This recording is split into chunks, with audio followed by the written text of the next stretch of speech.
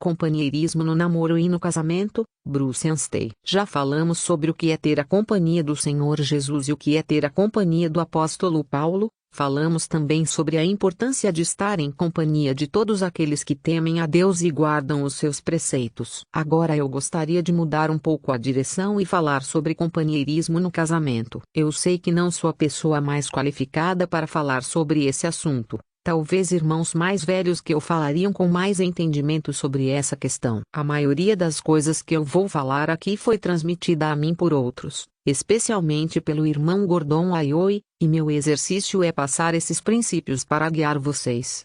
Alguns de vocês podem estar dizendo, isso não se aplica a mim, porque eu não vou me casar. Saibam que houve um jovem rapaz que também dizia isso. Ele declarou que não iria se casar. Ele se devotou ao Senhor, e queria se manter livre para servir ao Senhor inteiramente e sem distrações. E até se gabava disso. Bem, mas o que aconteceu foi que ele conheceu uma jovem irmã que mudou sua mente. E isso se tornou um problema, porque ele vinha dizendo há um bom tempo que não se casaria. Então ele foi até alguns irmãos mais velhos e lhes perguntou o que achavam que deveria fazer. Ele disse, todos sabem que eu venho dizendo que nunca me casaria. E agora, o que devo fazer? Eles pensaram um pouco sobre a questão e disseram, confesse ao Senhor sua vanglória como um pecado. Vá e se case com essa irmã. Então, se houver algum jovem irmão aqui pensando assim também, não se apresse com seus lábios, você não sabe o que está à frente em sua vida. Eu quero dizer que as irmãs têm um jeito especial de mudar a sua cabeça, até mesmo depois que você já estiver casado. Creio que a maioria de vocês esteja procurando por uma companhia e eu vou endereçar minhas observações a estes, embora Deus chame alguns para serem solteiros, e ser esse um caminho ainda mais elevado, como afirmam as Escrituras, 1 Cor 7:37 a 38. O propósito do casamento. Para começar, vamos falar sobre o propósito do casamento. Eu gostaria de expor 4 razões por que Deus nos deu o casamento. Em Gênesis 2:18 lemos, e disse o Senhor Deus, não é bom que o homem esteja só, far-lhe-ei uma ajudadora idônea para ele. RF, e depois em Malaquias 2:14 diz, sendo ela a tua companheira, e a mulher da tua aliança. RF. Esse é o primeiro propósito do casamento, prover companheirismo íntimo. Um casamento de acordo com a vontade do Senhor será, definitivamente, um companheirismo. Adão estava sozinho no jardim e o Senhor olhou e disse, não é bom que o homem esteja só. Existe uma solidão que experimentamos sendo solteiros e que o casamento preenche. Nós sabemos que Isaque, por exemplo, foi consolado, após a morte de sua mãe, casando-se com Rebeca. 24:67. A intenção de Deus é que a mulher seja ajudadora, semelhante a ele. JND. A ideia aqui é que haja capacidade. Quando Deus une duas pessoas em um casamento, Ele capacita um ao outro para atender às suas necessidades recíprocas. Eles serão dois que pensam de forma semelhante e caminham juntos. Em segundo lugar, é dito em 1 Cor 7:2, por causa da prostituição, fornicação, cada um tem a sua própria mulher, e cada uma tem o seu próprio marido. Aqui nós temos outra razão, evitar cair em fornicação. Você pode pensar que este é mais inferior e básico motivo para o casamento. Sim, talvez esta seja a menor das razões, mas é uma razão, e uma razão bíblica. Eu estou só esperando o próximo jovem dizer, e eu já ouvi isso, quem precisa se casar? Eu não vou me casar. E eu vou dizer, quem precisa casar? Você. Você precisa se casar. Nós sabemos como somos feitos, e todos temos a carne em nós e todos temos instintos do homem caído. Deus sabe muito bem disso e proveu o casamento para cuidar de nós, nos livrando do pecado, como ele menciona num versículo acima. Em terceiro lugar, vamos ver 1 Cor 16:15-16, agora vos rogo, irmãos, sabeis que a família de Estéfanas é as primícias da Acaia, e que se tem dedicado ao ministério dos santos, que também vos sujeiteis aos tais, e a todo aquele que auxilia na obra e trabalha. Aqui está um homem com um lar, o que significa que ele tinha uma esposa, e eu diria que tinha filhos e provavelmente empregados também, pois a palavra família aqui tem um significado mais amplo do que apenas esposa e filhos de um homem. A casa de Estéfanas foi ressaltada pelo apóstolo como sendo um modelo de lar que sustentava o testemunho do Senhor em Corinto. Ela foi utilizada para ajuda e fortalecimento da Assembleia naquela localidade. Eu acredito que esta seja mais uma razão por que Deus nos ter dado o casamento, para ser um suporte ao testemunho cristão. Este aspecto do casamento é tido como uma parceria na obra do Senhor. Priscila e Áquila são um exemplo disso. Ar. 18, 2-3, 24-28, RM 16, 3-4, 1Q 16 e 19, 2TM 4 e 19. Irmãos jovens que pensam em se casar deveriam se exercitar sobre este aspecto. Se o Senhor nos deixar aqui por mais um tempo, muitos de vocês se casarão e terão um lar, e nós confiamos que serão usados para este propósito. Nós não devemos pensar apenas nos benefícios pessoais que temos com o casamento, e a abundância deles. Nós deveríamos considerar o lado das coisas que incluem o serviço do Senhor e o suporte ao seu testemunho. Se não fosse esse aspecto do casamento, não haveria um lar, e sem um lar seria improvável a existência de assembleias, porque as famílias são a espinha dorsal da vida de uma assembleia. Há uma grande carência nesta área nas assembleias hoje. Há um pequeno número de locais de reuniões por todo o país. Muitos deles estão fracos e precisam ser fortalecidas. Você pode ser um grande auxílio nessa área tendo um casamento sólido e um lar de todo dedicado ao serviço do Senhor. Nós somos gratos a todos aqueles que têm seus lares abertos aos santos e aos que dão suporte ao testemunho do Senhor em suas localidades. A casa de Gaio, em 3 João 5-7, é outro exemplo disso. Um quarto propósito do casamento está em Efésios 5:25, 29-32. Vós, maridos, amai vossas mulheres, como também Cristo amou a igreja, e a si mesmo se entregou por ela. Porque nunca ninguém odiou a sua própria carne, antes a alimenta e sustenta como também o Senhor a igreja, porque somos membros do seu corpo, da sua carne, e dos seus ossos. Por isso deixará o homem seu pai e sua mãe, e se unirá à sua mulher, e serão dois numa carne. Grande é este mistério, digo, porém, a respeito de Cristo e da Igreja.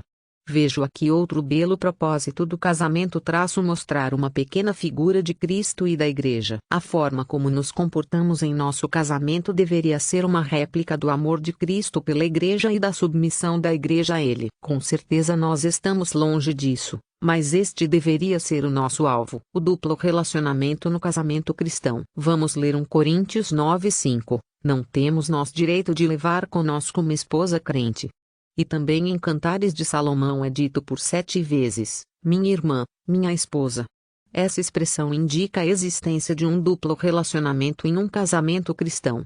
Há tanto o relacionamento natural quanto o espiritual. Nós temos uma esposa, o que seria o lado natural das coisas, e temos uma irmã, o que representa o lado espiritual. Isso significa que a minha esposa é para mim tanto minha mulher quanto minha irmã no Senhor. É interessante ver que nas 7 referências em Cantares de Salomão e em 1 Coríntios 9 que irmã sempre é mencionada antes de esposa. Isso me diz que o relacionamento espiritual deve vir em primeiro lugar. Isto deve estar em primeiro lugar nas nossas vidas, antes de termos apropriadamente a outra parte. Nós devemos ter um relacionamento correto com o Senhor antes de termos um relacionamento correto uns com os outros. Existe o lado natural das coisas que não pode ser negligenciado. O que eu quero dizer com isso é que o Senhor não está pedindo para você casar com alguém que você não tem uma atração natural. Isso faria do casamento uma relação inconfortável, e o Senhor entende isso e nos deu o lado natural também. Deus fez cada um de nós diferente e todos nós temos gostos diferentes. Quanto a mim, eu gosto de sardas. Quando eu entrei para a família Albertson eu pensei que estava no céu, mas eu encontrei também a unção do Senhor e eu sou grato tanto pelo lado natural como pelo espiritual em nosso casamento. Casando no Senhor. Vamos ler agora 1 Coríntios 7:39. A mulher casada está ligada pela lei todo o tempo que o seu marido vive, mas, se falecer o seu marido fica livre para casar com quem quiser, contanto que seja no Senhor. É sobre as últimas 2 palavras que eu gostaria de falar. O relacionamento no casamento cristão deve ser um relacionamento no Senhor. Paulo usa 2 expressões nas suas epístolas, uma é em Cristo e a outra é no Senhor. Este é um estudo bastante instrutivo para entender como e quando ele usa estas palavras. Em Cristo designa nossa posição perante Deus. Estar em Cristo na qual todo crente está, é estar na posição de Cristo perante Deus, tal qual é a nossa aceitação individual. A Epístola de João diz,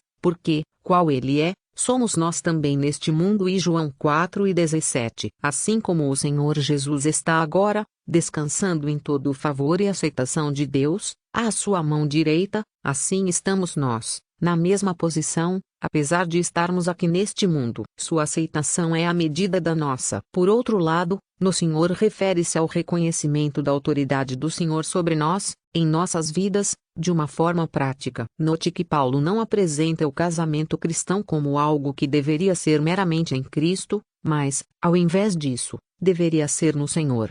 Isso é algo mais elevado. Todos os cristãos estão em Cristo, mas nem todo cristão vive sua vida no Senhor. Se Paulo tivesse dito, contanto que seja em Cristo, isto significaria se casar com outro crente e nada mais. Não importaria como essa pessoa estivesse caminhando, contanto que fosse um filho de Deus. Mas ele não coloca essa questão nesse patamar. Perceba também que ele não diz que ela tem liberdade para casar com quem quiser, desde que seja com alguém que esteja na Assembleia. Porque eu penso que nós deveríamos casar com alguém da Assembleia. Paulo não diz isso porque pode ser possível que casemos com alguém reunido ao nome do Senhor e mesmo assim não ser um casamento no Senhor. Não é porque alguém está na reunião que automaticamente essa pessoa está tentando seriamente viver sob o senhorio de Cristo. Por isso, se um cristão se casa com um crente que não esteja andando com o Senhor, isso seria um casamento em Cristo, mas não no Senhor. Queridos jovens,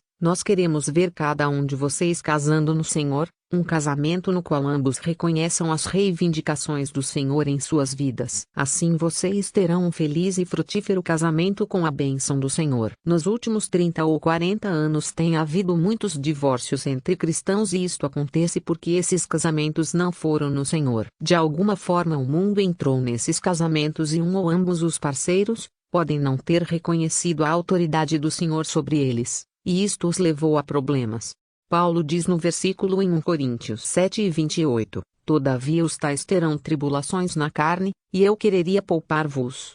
Este versículo nos diz que no casamento pode haver tribulação na carne. E isto porque há duas vontades se juntando e faíscas podem aparecer às vezes. O que Paulo diz é que não precisa ser assim. Ele diz que pode nos poupar disso. Como falamos no último encontro, quando Paulo se refere a si mesmo, isso é apenas uma referência pessoal, mas geralmente isso representa sua doutrina, o que ele sustentava e afirmava. Neste caso, eu acredito que seja esta a última palavra. Se pessoas seguem o ensino de Paulo a respeito de direção no casamento, eles podem ser livrados de muitos problemas na carne. Nós não vamos entrar neste assunto agora, mas basta dizer que há um remédio no que Paulo ensina para problemas no relacionamento conjugal. Escolhendo versos encontrando. Vamos ler o Salmo 25:12. Qual é o homem que teme ao Senhor? Ele o ensinará no caminho que deve escolher. E também Provérbios 18:22. Aquele que encontra uma esposa, acha o bem, e alcança a benevolência do Senhor. Todos nós sabemos que é o homem que deve dar início a um relacionamento e isto está implícito nesse texto. A ideia de encontrar pressupõe que houve uma procura ou busca. Mas perceba, esse texto foi escrito da perspectiva masculina. Ele diz, aquele que encontra uma esposa. Nós não temos um versículo que diz aquela que encontra um marido.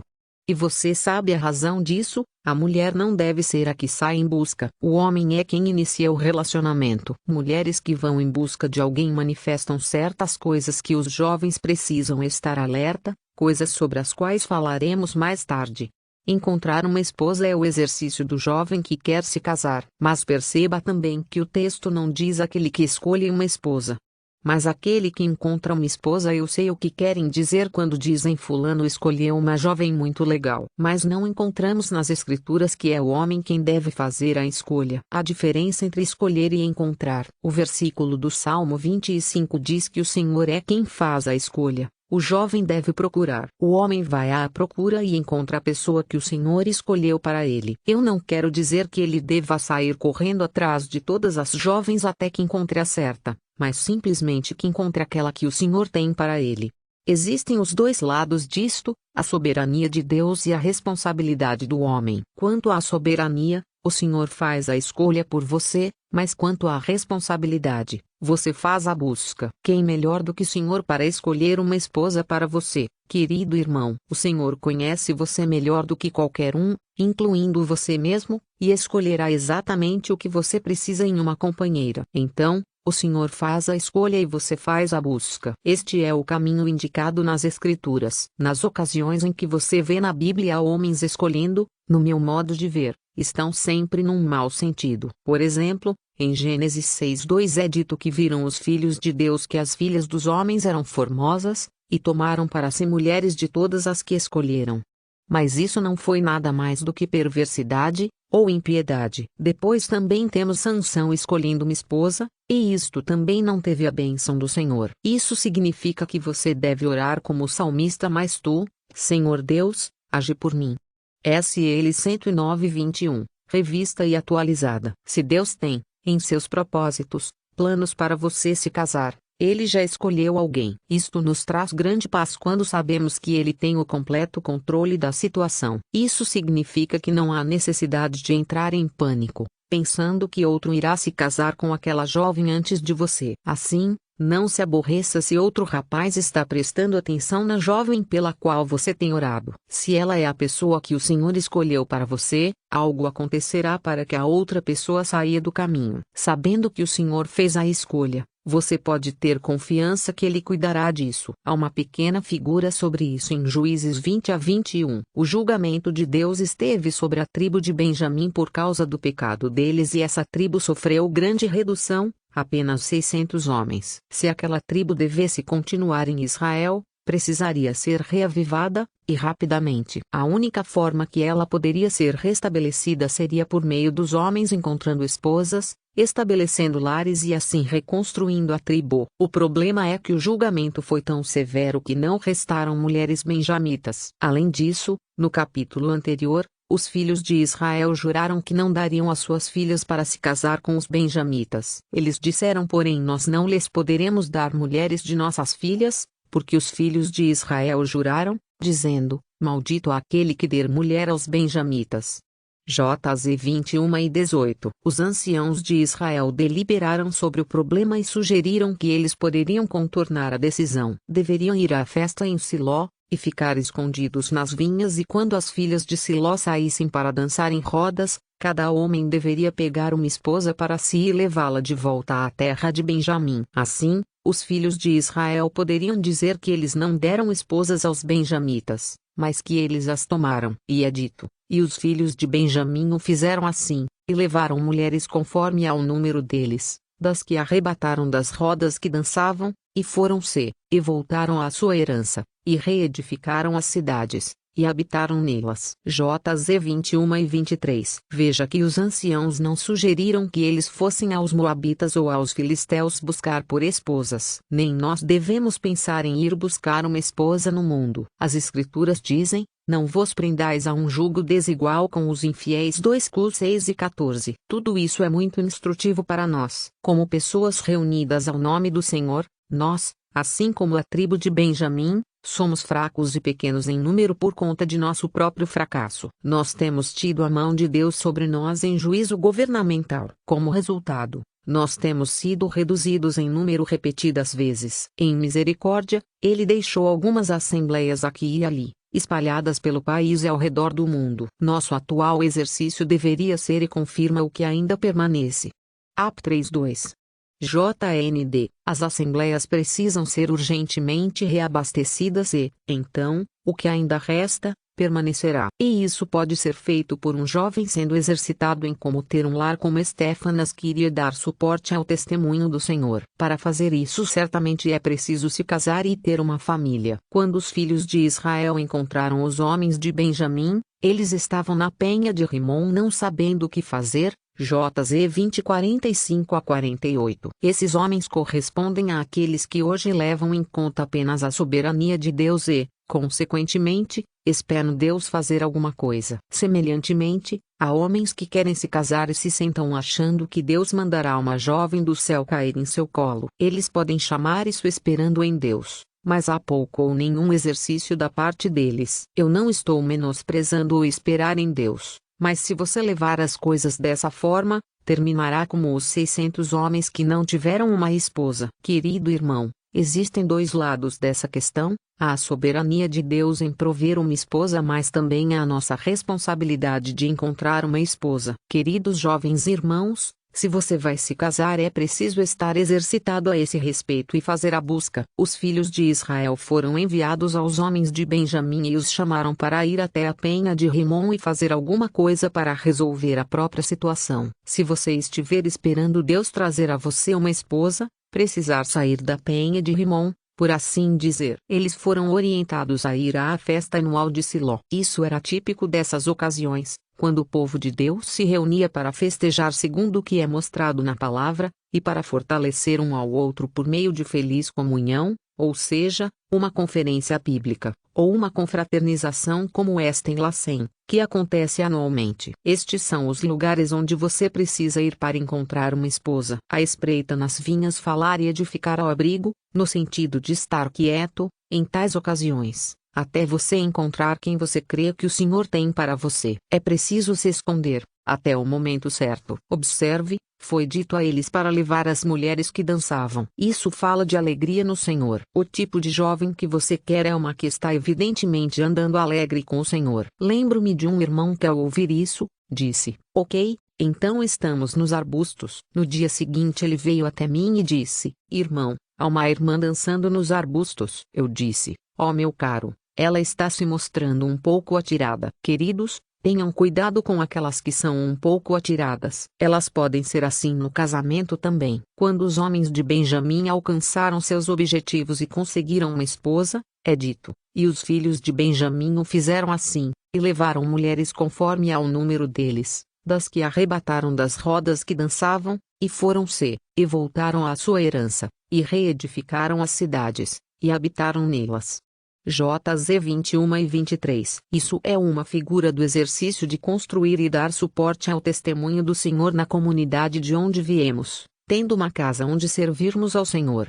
Agora vamos abrir em Salmos 19:5, o qual, como noivo que sai dos seus aposentos, se regozija como herói, a percorrer o seu caminho.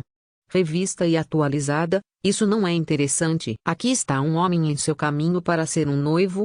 Quando você assumir uma jovem, este deve ser o seu objetivo, ser um noivo. Não há nas Escrituras algo como ter alguém apenas como namorado ou namorada. A única razão pela qual você deveria mostrar interesse em uma jovem é quando você acredita que o Senhor o esteja guiando com a finalidade de casar. Eu não estou sugerindo que a primeira vez que você converse com uma jovem você tenha a intenção de se casar com ela, mas que estará iniciando uma jornada com essa finalidade. Namoro casual não é algo visto nas Escrituras. Muitos jovens querem proceder dessa forma, mas esse é um sinal de que eles não têm confiança em Deus para declarar seu interesse de forma definitiva e, queridas jovens, essa é uma fraqueza espiritual à qual vocês devem estar atentas. Note que este futuro noivo começa em seu aposento. Isso fala de estar diante do Senhor em oração, Mateus 6,6. Isso mostra que você não vai querer considerar este assunto levianamente. Você precisa começar aqui, no seu quarto. Esta é uma grande decisão que vai afetar toda a sua vida. Esteja muito tempo diante do Senhor sobre isso. Tem sido frequentemente dito que uma mulher pode construir ou destruir um homem. Como alguém já disse, por trás de cada homem de bem está muitas vezes uma mãe piedosa e eu acrescentaria uma boa esposa também. O casamento é uma coisa séria. Você não deve ser como um irmão, que eu não vou citar o nome, que disse: "Somos chamados para uma conferência de 3 dias de oração e humilhação, e de ministério da palavra." E acrescentou: "Eu vou dizer o que significa oração e humilhação, é quando você vai a uma conferência, ora e convida uma jovem para sair. Mas quando você se aproxima dela, ela o coloca para baixo. Você faz isso por 3 dias, e isso é uma conferência de oração e humilhação." Duvido que ele estivesse falando sério, mas essa não é a maneira que você deve tratar este assunto tão importante em sua vida. Você não deve encontrar uma jovem, e levianamente convidá-la, sem oração e conselho. O versículo também diz como herói, a percorrer o seu caminho. Esse homem estava em uma missão. Há jovens que têm interesse em certas jovens, mas eles não encontram coragem para se aproximarem delas. Eu não tenho muito respeito por esses jovens que não declaram seus objetivos. Esse homem era um herói, um homem forte que não evitou se comprometer. Você sabe que se iniciar em seu quarto, seu aposento, em oração, e fielmente acreditar que o Senhor o está guiando a uma jovem em particular, você terá a convicção de chamá-la para uma reunião de cânticos, ou para ir jantar, e deixe a bola rolar. E, querido irmão, a jovem irá respeitá-lo por isso também. Além disso, o fato desse homem forte estar correndo implica que o namoro que leva ao casamento não é uma coisa prolongada. Com exceção de Jacó,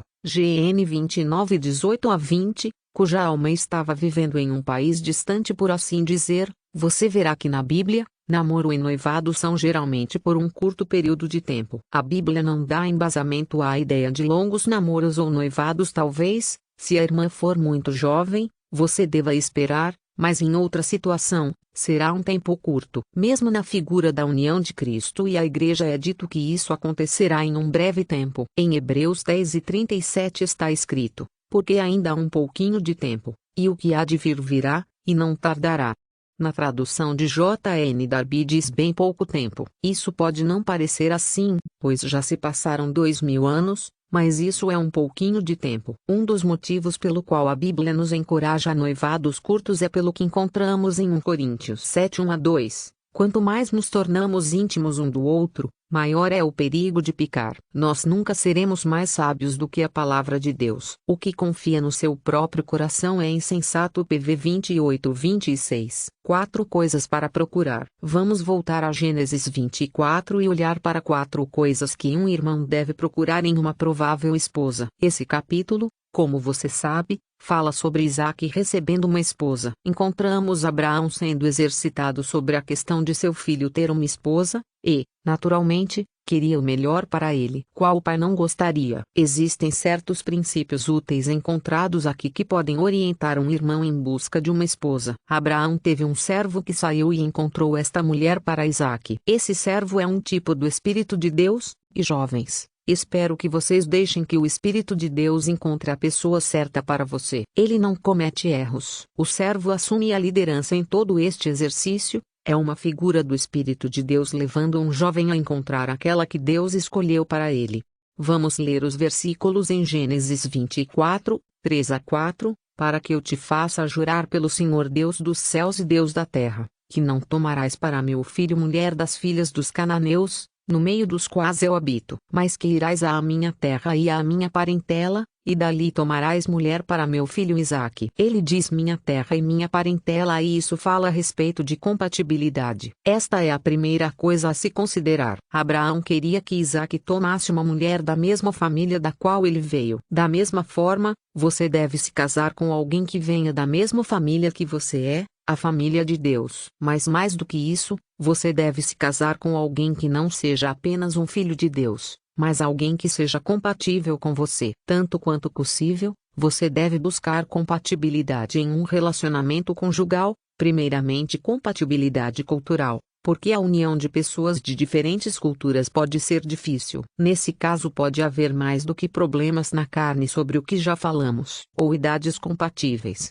O irmão Aioi nos aconselhava casar com alguém mais ou menos da nossa idade. Ou, na formação religiosa, a pessoa que vem de um sistema religioso feito pelo homem na cristandade sempre tem alguma bagagem. Tem sido dito que você pode tirar a sua esposa do arraial, mas você nem sempre será capaz de tirar o arraial de sua esposa. Ou pode ser no aspecto físico, ou seja, combinar também isso, exemplo, alto, baixo. E mesmo socialmente, poderia ser um casamento difícil, em que um homem pobre se casa com uma mulher rica que está acostumada a ter muito do que ele não será capaz de prover. Essas coisas podem estressar um casamento, e isso significa que você deve buscar compatibilidade nessas áreas, tanto quanto possível. É muito importante que você encontre alguém, uma alma gêmea, se você prefere chamar assim, uma companhia entre aqueles que têm a fé igualmente preciosa como a sua. 2:1 Eu sempre fico incomodado quando vejo alguém buscando uma mulher ou marido em outras associações cristãs ou até mesmo no mundo, porque eu sei que haverá dificuldade na questão de compatibilidade.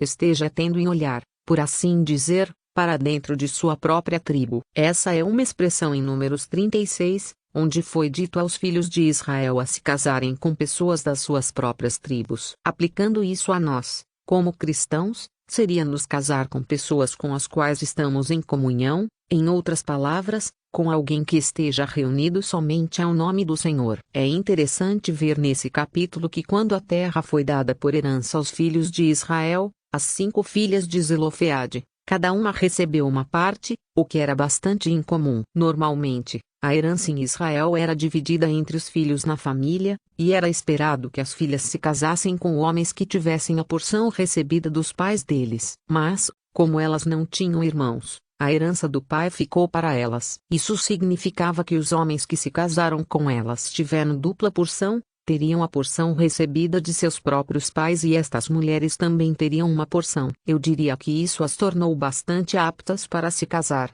mesmo sendo uma delas chamada Ogola. Eu não tenho certeza de como ela era, mas o rapaz que se casou com ela teve uma porção dobrada. Você pode ler sobre isto em Josué 17, 5-6. Houve 10 porções que couberam a Manassés por causa das filhas de Zelofeade. Falando aos jovens irmãos agora, se vocês assumirem compromisso com jovens que estão reunidas ao nome do Senhor, que são espirituais e estão procurando andar com o Senhor, vocês estarão obtendo porção dobrada. Elas vão trazer para o casamento algo que aprenderam com a experiência de caminhar com o Senhor, e isso vai ser valioso. Não perca essa oportunidade. Se tiver recebido algo da herança para você mesmo, e se casar com uma jovem que tem também a porção dela, que casamento maravilhoso será. Olhe para o Senhor, Ele o guiará nessa importante decisão. O segundo ponto está em GN 24 e 10-11, e o servo tomou 10 camelos, dos camelos do seu senhor, e partiu, pois que todos os bens de seu senhor estavam em sua mão, e levantou-se e partiu para a Mesopotâmia, para a cidade de Naor. E fez ajoelhar os camelos fora da cidade, junto a um poço de água, pela tarde, ao tempo que as moças saíam a tirar água. O que vemos aqui é que o homem foi à procura de uma jovem que viria ao poço para tirar água. O poço, nas Escrituras, é típico de um lugar de reunião dos santos que vão até lá para buscar refrigério para suas almas vindo da água da palavra. F 5 e 26. O que isso nos ensina, então, é que devemos estar à procura de uma jovem que venha para as reuniões com interesse na palavra de Deus. Conferências bíblicas e ocasiões como esta em La Sempines são exemplos de santos reunidos no poço para tirar água. Estes são bons lugares para procurar uma companheira adequada. Note que aquela moça veio ao poço com um jarro. Isso mostra que ela tinha a intenção de levar algo consigo. Tudo conta para uma jovem que tem um interesse sério nas coisas divinas. Em terceiro lugar,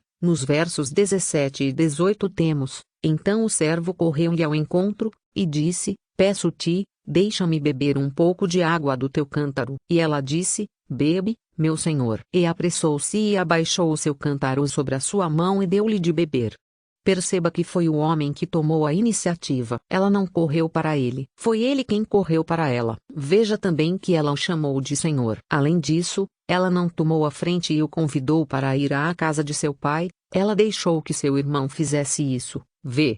31. Estas coisas demonstram que Rebeca era uma jovem que conhecia o lugar que Deus lhe tinha dado. Ela tinha um espírito submisso e que podia ser conduzido, e isso é outra coisa que você deve buscar em uma jovem. Eu não estou sugerindo que as jovens chamem um jovem interessado de Senhor, mas que elas devem dar a ele o lugar de Senhor ou líder no relacionamento. É verdade que o modelo, no Novo Testamento para uma mulher cristã, é Sarai, que chamou Abraão de Senhor 1 Pi 3:6. Mas foi em seu coração que fez isso. Não foi de forma audível para ele. Isto indica o respeito que ela tinha por ele. A pergunta que você deve fazer é: essa jovem pode ser conduzida? Como você irá guiar uma jovem que não é submissa? Provérbios 7 fala sobre uma mulher ingovernável. Tradução de J.N.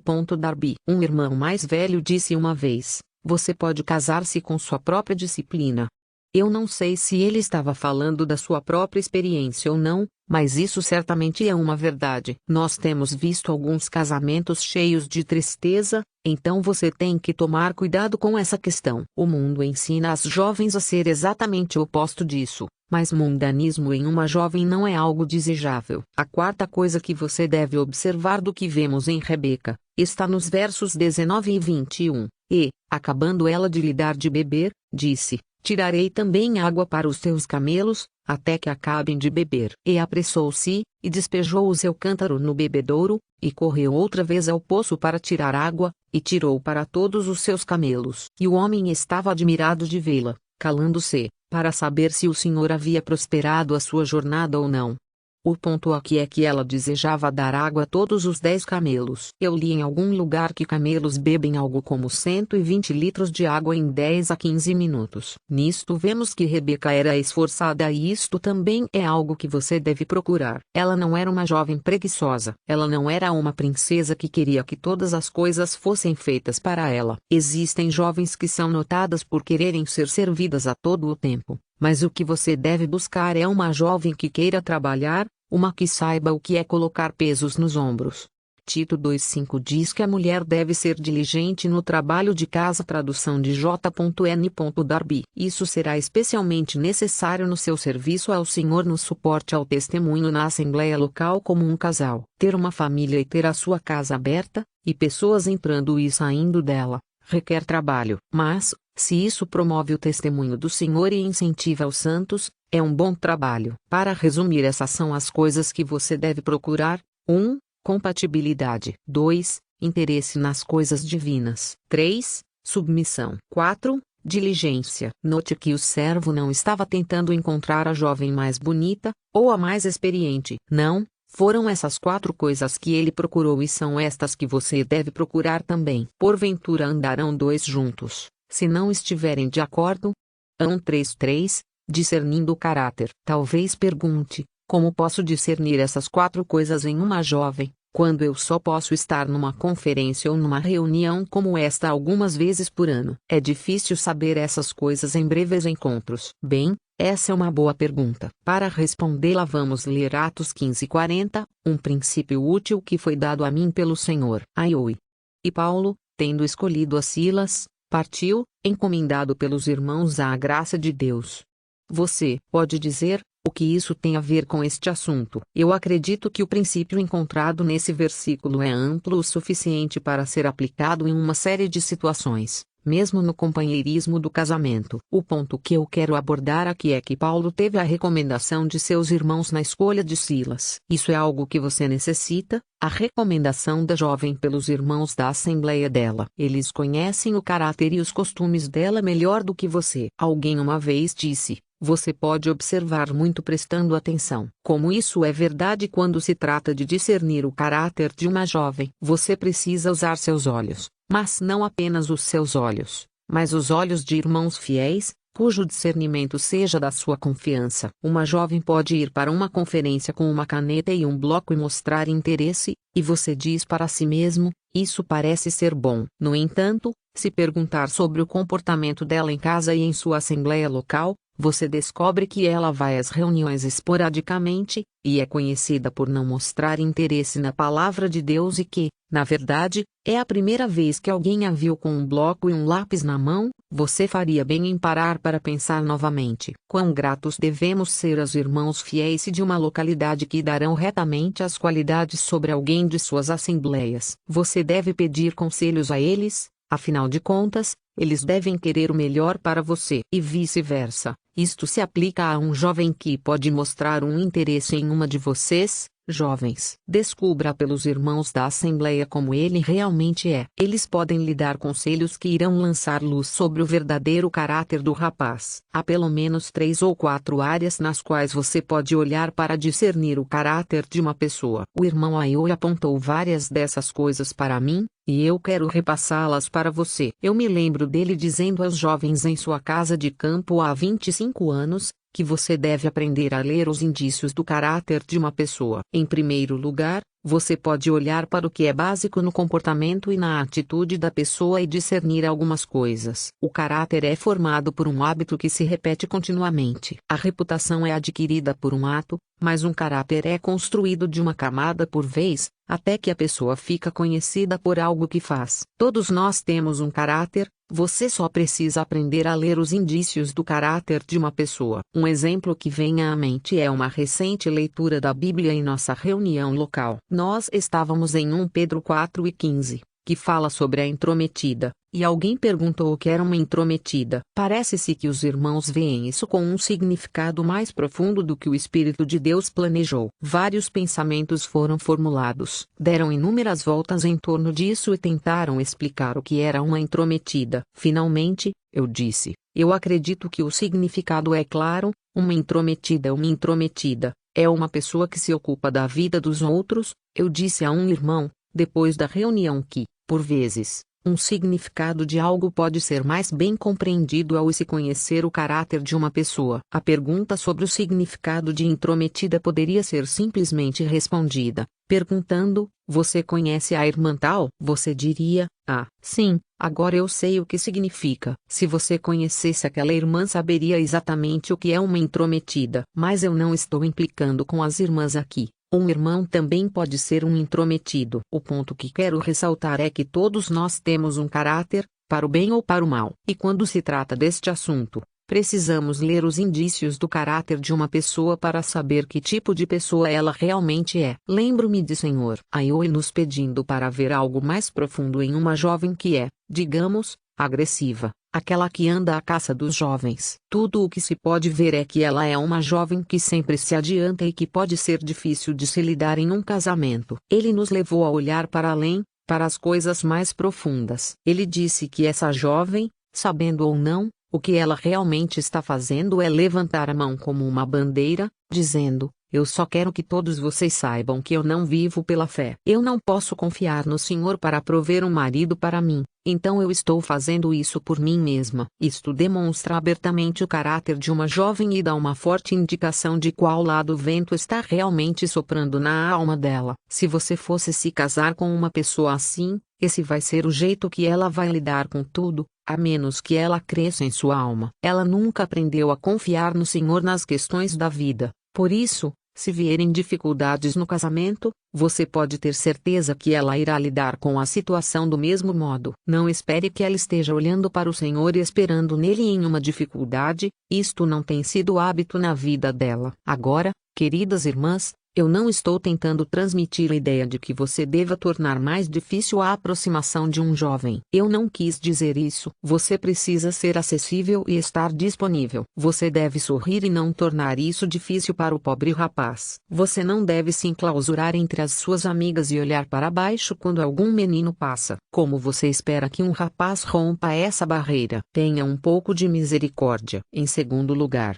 você deve olhar para o círculo de amizade da pessoa. Quem são suas companhias? Isso definitivamente vai lhe dizer muitas coisas. Provérbios 13:20 diz: o que anda com os sábios ficará sábio, mas o companheiro dos tolos será destruído. Companheirismo consiste em ter agrados e desagrados mútuos. Se uma pessoa caminha com aqueles que são conhecidos por terem uma inclinação para algo, é bastante óbvio que essa pessoa tem os mesmos interesses. Será que os companheiros da pessoa são aqueles que descrevemos no Salmo 119:63? Ontem, companheiro sou de todos os que te temem e dos que guardam os teus preceitos. Se ele ou ela tem tais companhias, provavelmente tem os mesmos exercícios. Em terceiro lugar, você deve olhar para a família da pessoa. O caráter familiar é algo que existe. Em Ezequiel 16:44 nos é dito: tal mãe, tal filha. Podemos não gostar disso, mas todos nós somos caracterizados um pouco pela nossa origem familiar. E eu gostaria de sugerir para cada jovem casal que tenha a intenção de se casar que leia um pequeno artigo de J.G. Belet, chamado Caráter de Família e Religião de Família. Ele foi reimpresso em forma de folheto. Ele pode ser encontrado também na parte de trás de um livro dele chamado Olen e Linen. É uma excelente leitura. Quando duas pessoas se casam, há dois caracteres familiares que se juntam. Quer goste ou não, você é como sua família em caráter. E quanto mais velhos ficamos, mais isso parece sobressair em nós. O irmão Belet mostra em seu livro que todos nós temos características familiares fortes e fracas, algumas positivas e outras negativas. Nosso exercício deve ser levar as boas características da família para nosso casamento e para nossa família, e julgar as características familiares ruins. Assim você pode ver que realmente precisa discernir o caráter da pessoa. Estas são coisas que você precisa pesar diante do Senhor, porque você pode tirar sua esposa no mundo, mas nem sempre tirar o mundo dela. E irmãs, vice-versa, você pode sair e tirar um marido no mundo, mas nem sempre tirar o mundo dele. Há caráter familiar e bagagem que o acompanha. Querida irmã, se não há jovens na reunião prestando atenção em você, a solução não é sair para conseguir um marido de algum outro lugar e trazê-lo para a reunião. Já vi muito disso. Normalmente, o rapaz não sabe o que está acontecendo. Como um irmão disse, parece que ele está apenas a passeio. Esse tipo de relacionamento é um casamento em Cristo, mas não é um casamento no Senhor. Há um princípio útil em Atos 15:40, e Paulo, tendo escolhido a Silas, partiu, encomendado pelos irmãos à graça de Deus. Aqueles da Assembleia Local conhecem a pessoa muito melhor do que nós, que estamos, em alguns casos, do outro lado do país. Portanto, você pode usar os olhos deles, se forem fiéis e piedosos, vá adiante sob o conselho deles. Os irmãos da Assembleia da Jovem, que a conhecem, são os que podem ajudá-lo a discernir o verdadeiro caráter dela. Fui ajudado pela recomendação de meus irmãos, e ajudei outros neste importante passo, e você vai ser ajudado também. Provérbios 15:22 diz: quando não há conselhos os planos se dispersam, mas havendo muitos conselheiros eles se firmam. Fé para tomar a iniciativa. Isso me leva a outra questão, a necessidade de fé para tomar a iniciativa. O permanecer na penha de Rimon pode ser o mesmo que ficar em casa em sua assembleia esperando a soberania de Deus sobre este assunto. Ficar esperando nas vinhas da festa do Senhor em Siló falaria de ir para os encontros especiais dos santos, ou seja, conferências, mas não fazer nada. Rapazes, vocês precisam sair da penha, e para fora das vinhas para reivindicar uma vitória. Você deve estar dizendo: mas eu tenho medo de sair das vinhas, eu não quero cometer um erro nesta importante decisão da vida. Isso é compreensível, mas ficar sentado na penha não é a resposta. Isso não é estar agindo pela fé. Lembre-se, o homem em Gênesis 24 que estava procurando uma esposa para Isaque disse: quanto a mim, estando no caminho, o Senhor me guiou. G.24 2.27, revista e atualizada. Isso significa que ele teve ajuda e direção do Senhor enquanto estava no caminho buscando a esposa. Ele estava agindo pela fé, e avançando passo a passo, e achou que o Senhor estava movendo-o para fazer sua jornada próspera. Deus honra a fé. Se você der um passo pela fé, você verá que o Senhor abrirá o caminho. Mas não fazer nada não é fé. E isso nos faz questionar o tipo de vida interior que você tem com o Senhor. Se tivesse a vida interior do homem do Salmo 19, que saiu de seu aposento, você teria a convicção necessária para sair e reivindicar uma vitória. E, acredite, a jovem também irá respeitá-lo por ter esse tipo de convicção. Se você ainda está preocupado com a possibilidade de cometer um erro, deixe-me dar um princípio que o Senhor Aioi nos deu e que foi uma grande ajuda para mim. Em Gênesis 20, um homem chamado Abimeleque viu uma mulher que ele desejava ter como sua esposa, e se aproximou dela. Mas ele não sabia que ela era a mulher de outro homem. Ele estava cometendo um grave erro, e estava indo totalmente na direção errada. Mas vemos que porque ele estava agindo na integridade do seu coração, Deus interveio e o preservou. Podemos contar com o Senhor para fazer o mesmo por nós. Jovens, esta é a sua segurança para não cair que Deus lhe dá, para o seu tímido coração. Deus honra a fé, e se você está agindo por fé na integridade do seu coração, mas dando passos errados, Ele irá intervir e protegê-lo de cometer um erro em sua vida. Que provisão de graça! A beleza interior e exterior. Temos falado predominantemente com os jovens irmãos aqui, mas agora eu gostaria de dizer algumas palavras para as irmãs. Vamos voltar para Provérbios 31:30. Enganosa é a beleza e vã a formosura, mas a mulher que teme ao Senhor, essa sim será louvada. E também Salmo 45:13, a filha do rei é toda ilustre lá dentro. Nós temos duas belezas aqui, a exterior e a interior. A Escritura não enfatiza a beleza exterior, apesar de nós muitas vezes fazermos isso. Tenho notado que uma jovem que coloca uma grande quantidade de energia no lado exterior das coisas, muitas vezes negligencia a beleza interior da qual o Salmo 45 fala. Não quero que você tenha a ideia de que as escrituras ensinam que não deve se preocupar com sua aparência. Ela não incentiva uma jovem a ter uma aparência descuidada. Você deve procurar ter boa aparência. E isso pode significar coisas diferentes para pessoas diferentes, mas, no fim das contas, o casamento é uma coisa natural que envolve atração natural. Isso significa que você precisa se apresentar atraente, mas não quer dizer que, para isso, você tenha que ir para o mundo e seus adornos. O que é mais importante é o que está dentro. Isso não é um belo versículo? A filha do rei é toda ilustre lá dentro.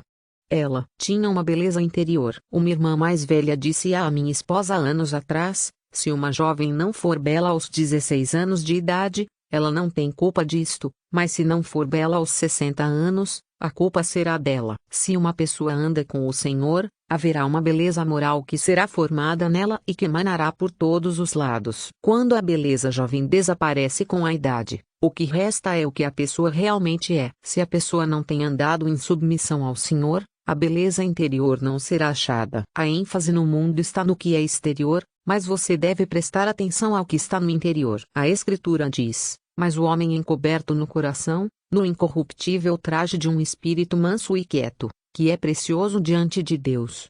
1 Pedro 3:4. Isto pode não ser de valor para este mundo, ou para o cristão mundano, que é bastante superficial espiritualmente, mas é de grande valor para Deus. E os homens de Deus valorizam isso também. Uma irmã não deve pensar que depois de ter se casado poderá simplesmente deixar-se ir, e não se preocupar com a sua aparência. A Escritura fala sobre manter o leito verde, Cantares 1:16. Isso se refere a manter o relacionamento fresco. Só porque você se casa não significa que seu marido deixe de apreciar uma mulher atraente. Lembro-me de Piar Laioui me dizendo que ela sempre procurou refrescar-se e colocar um vestido diferente para ficar o mais bonita possível para Gordon, quando ele chegasse em casa do escritório. Ele trabalhava em um escritório onde as mulheres se vestiam com esmero, eram todas deslumbrantes. O homem que sai desse ambiente, chega em casa e encontra uma mulher que deixou de se cuidar, pode ter problemas no casamento. Agora,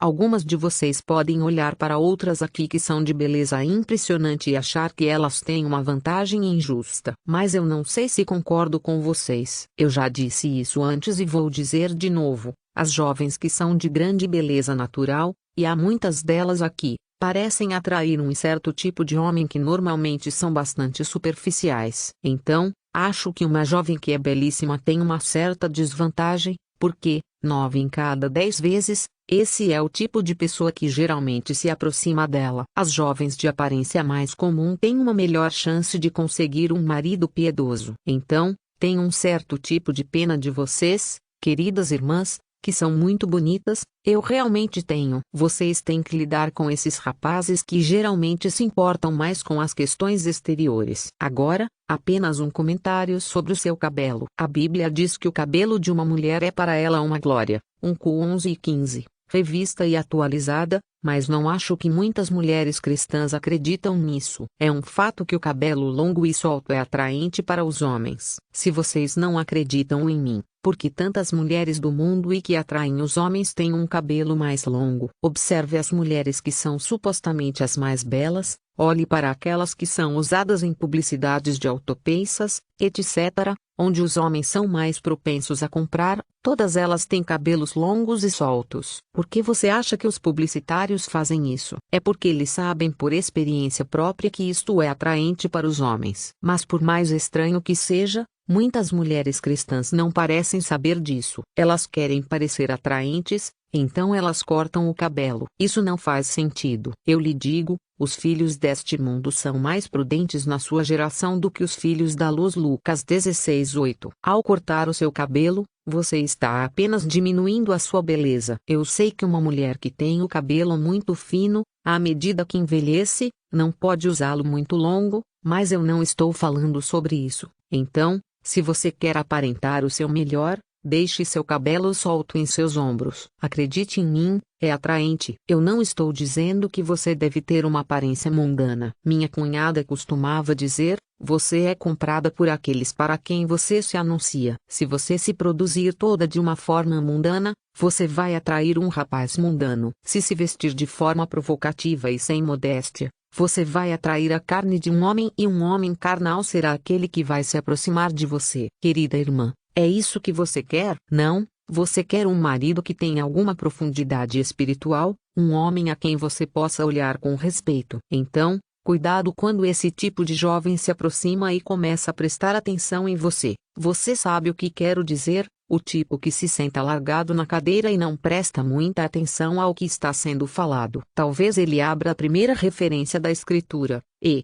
talvez a segunda, mas depois de um tempo ele não vai nem mesmo recorrer a ela. Talvez metade da reunião ele estará lendo alguma outra coisa, como aquele pequeno livro de nomes que o Senhor Porter estava distribuindo. Não riam, eu vi isso. Querida irmã, quando esse tipo de jovem se aproximar de você, tome cuidado, ele não está realmente interessado nas coisas do Senhor, e ele provavelmente vai passar a ser um pobre marido que não irá prover uma real liderança espiritual. Você não quer acabar com alguém que é tão carnal como um bode. Como você formará uma família piedosa com esse tipo de homem tomando a liderança no lar? Ele vai ser o tipo de pessoa que vai colocar muita ênfase sobre as coisas naturais, mas vai ficar quieto como um camundongo quando os assuntos divinos surgirem na conversa. Ele pode ter uma aparência muito legal, mas você vai pagar o preço por isso, em longo prazo. Tenho notado que há menos casamentos problemáticos quando o marido e a mulher são pessoas espirituais. Não se contente com nada menos do que um homem de Deus. Enquanto você espera pela pessoa certa,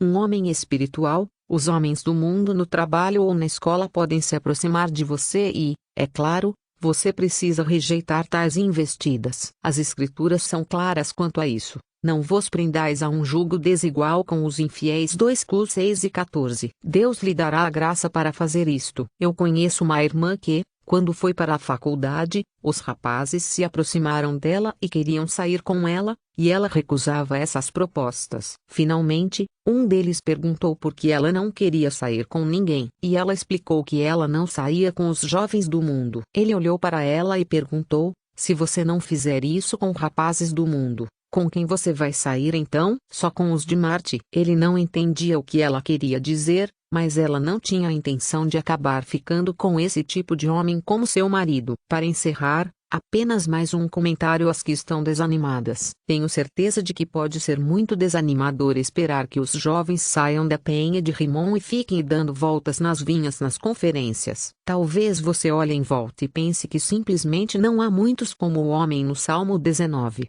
Que saiu de seu aposento com convicção. Nós certamente precisamos de mais jovens como esse. Os vimos orando na reunião de oração aqui, e isso é bom, mas eu espero que eles estejam orando em seus quartos a respeito de uma esposa também. Irmãs, lembrem-se, o diabo gostaria de fazer uso de qualquer oportunidade para desencorajá-las. Vocês não devem chegar ao ponto em que uma irmã chegou e falou: os homens são como lugares de estacionamento em um shopping. Todos os bons estão ocupados e o resto são para deficientes. Somente espere no Senhor. Ele sabe, Ele vê, Ele ouve. Nada deve eclipsar esta verdade. Ele dá o melhor, para aqueles que deixam a escolha para Ele. Um último comentário. O Senhor Gil costumava nos dizer: é melhor ser solteiro do que desejar ser. É triste dizer que há alguns casamentos infelizes por aí. Como eu disse anteriormente, você pode se casar com sua disciplina. Então, tenha cuidado como procede. Você precisa entrar em um casamento junto com o Senhor. Minha esposa e eu não desejamos nada menos do que o melhor para cada um de vocês. Nós realmente desejamos. Eu tenho dificuldade de me aproximar de todos vocês. Não sou como o Jim que simplesmente vai até vocês e conversa com uma certa intimidade. Eu não falei com cada um de vocês pessoalmente, mas eu oro por vocês. E nós nos importamos com vocês. Nós queremos que vocês tenham um casamento feliz que seja para o suporte do testemunho do Senhor. Quando vemos um relacionamento começar, nós, muitas vezes, dizemos um ao outro: agora é um bom casal. Porque sabemos que vocês dois estão realmente caminhando no Senhor. Mas, às vezes, quando vemos um jovem bastante descuidado ir atrás de uma jovem bastante piedosa, nós dizemos: ela poderia ter feito melhor. Mas do lado do jovem, vamos dizer: ele fez muito bem, por buscá-la. Então, como vocês veem, estamos em ambos os lados. Nós queremos o melhor para vocês dois. Que Deus lhe dê a graça para fazer a sua vontade. Bruce Anstey traz Sula Sempines, K. 8 de julho, 2005.